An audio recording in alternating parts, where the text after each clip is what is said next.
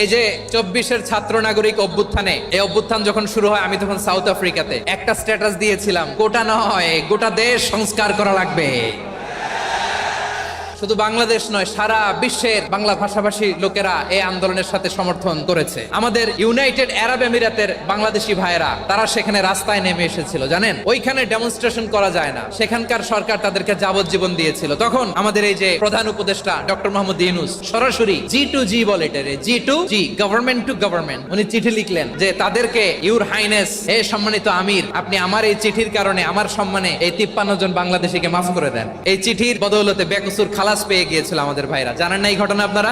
সপ্তম হিজরিতে বিষ্ণু ইসলাম সব সুপার পাওয়ারের কাছে চিঠি দিলেন, রোমান সম্রাটের কাছে, মিশরের অধিপতির কাছে, সবার কাছে চিঠি লিখলেন। মুহাম্মদ রাসূলুল্লাহর পক্ষ থেকে মিশরের বাদশার কাছে, আসলিম তাসলাম, ইসলাম মানো শান্তিতে থাকবা, শান্তি তার জন্য যে হেদায়েতের অনুসরণ করে। সুবহানাল্লাহ পড়েন।